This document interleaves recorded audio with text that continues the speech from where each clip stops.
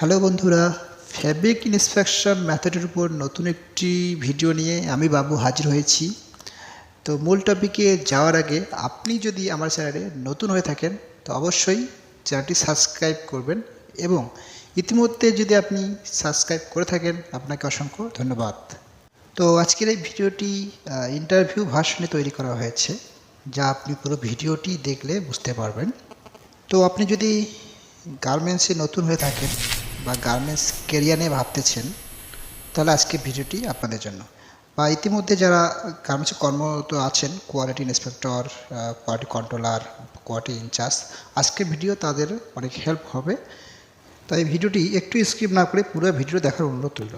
আমার প্রিয় বন্ধুরা, গার্মেন্টস সেক্টরের ফ্যাব্রিক ইন্সপেকশন মোস্ট একটা ইম্পর্ট্যান্ট জায়গা, খুবই গুরুত্বপূর্ণ, যা একজন গার্মেন্টসের মালিক বোঝে যেটা কত গুরুত্ব।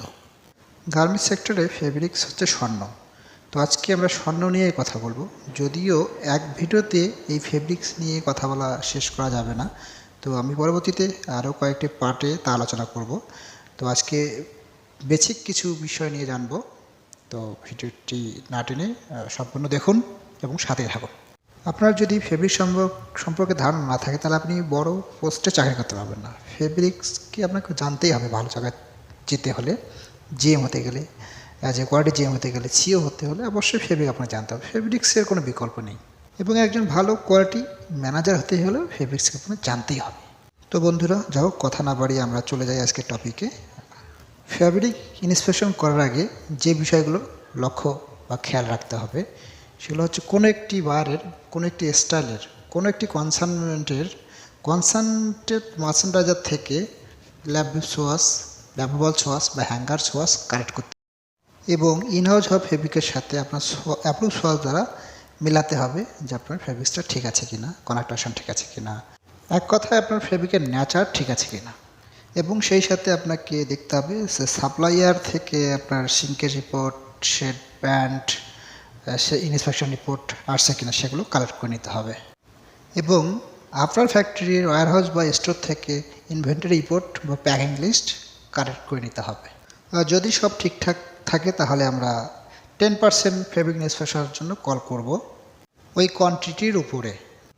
যদি ফেব্রিক ইন্সপেকশন পাস হয় তাহলে আমরা শেড ব্যান্ড এবং ছিঙ্কিসের জন্য প্রত্যেকটি রুল থেকে লেন্থের 24 ইঞ্চি ফুল উইথে কেটে নিব ব্ল্যাঙ্কেট এবং ছিঙ্কিসের জন্য।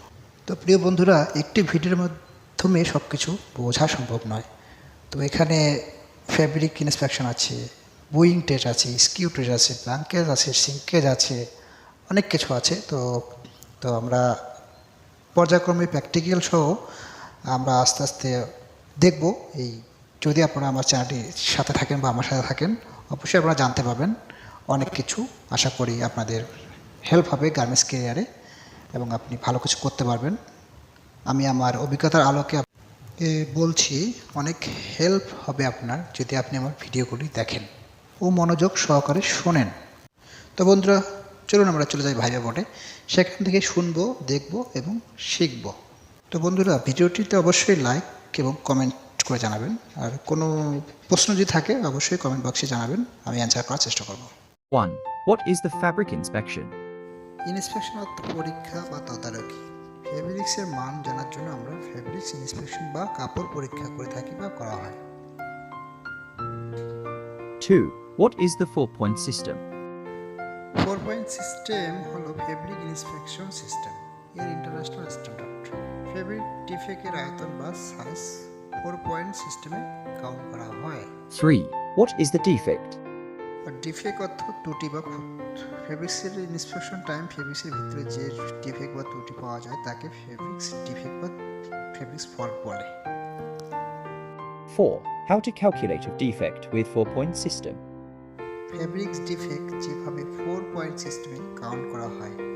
কোনো ডিফেক্ট যদি 0 থেকে 3 ইঞ্চি তাহলে 1 পয়েন্ট, 3 থেকে 6 ইঞ্চি তাহলে 2 পয়েন্ট, এবং 6 থেকে 9 ইঞ্চি তাহলে 3 পয়েন্ট, এবং up to 9 inch 4 point.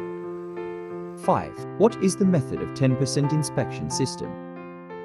10% inspection বলতে প্রতি ইনহাউস ফেব্রিক চালান এর রোল এবং ইয়ার্স কোয়ান্টিটি এর উপর 10% ক্যালকুলেশন এর যে পরিমাণ ফেব্রিক্স হয় সেই পরিমাণ ফেব্রিক্স ইন্সপেকশন করা।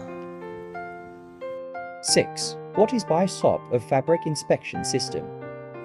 ফ্যাব্রিক ইন্সপেকশনে বায়ার এসওপি বলতে বায়ার স্ট্যান্ডার্ড প্রসিডিউরকে বোঝায়, যেখানে বায়ারের চাহিদার উপর কাজ করা হয়। তো এসওপির ফুল মিনিং হচ্ছে স্ট্যান্ডার্ড অফ অপারেটিং সিস্টেম। আর এখানে আরও উল্লেখ্য যে সব বায়ারের একই ধরনের চাহিদা হয় না, তাই যেই বায়ার যে চাহিদা সেই চাহিদা অনুযায়ী পূরণ করতে হবে।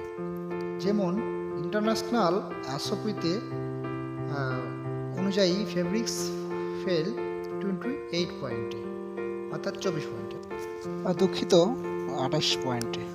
আবার বায়ারের আলাদা এসওপি 15%, 20%, 25%, 30% ইটিসি পয়েন্ট পর্যন্ত অ্যাকসেপ্ট হতে পারে। ফেব্রিক্সের টাইপের উপর নির্ভর করে এটা পরিবর্তন হতে পারে। এসওপির full form standard of operating system. 7. What is the factory SOP or flowchart of fabric inspection system? লক্ষ্য আরও যে বায়ারের নিজস্ব কোনো এসওপি না থাকলে সেক্ষেত্রে ফ্যাক্টরির নিজস্ব এসওপি অনুযায়ী কাজ করা যাবে। সেক্ষেত্রে ফ্যাক্টরির ইন্সপেকশন এরিয়াতে অবশ্যই ফ্যাক্টরির এসওপি বা ফটোচার্ট লাগানো থাকতে হবে। 8. How to make complete inspection report. Fabric inspection করার সময় যে ডিফেক্ট পাওয়া যাবে তা ইন্সপেকশন রিপোর্ট বইতে ফরওয়ার্ড সিস্টেম অনুযায়ী লিপিবদ্ধ করতে হবে।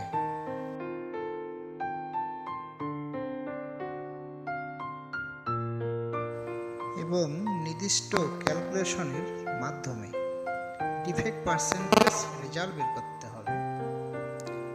যেমন total defect point into 36 into 100 divide inspected yard divide fabrics cuttable with. ঠিক আছে প্রিয় বন্ধুরা, আজকের মতো বিদায় নিচ্ছি। দেখা হবে পরবর্তী কোনো ভিডিওতে নতুন কোনো হিস্ট্রি নিয়ে। সে বন্ধু ভালো থাকবেন আর চ্যানেলটি সাবস্ক্রাইব করতে ভুলবেন না। ধন্যবাদ সবাইকে। Thanks for watching.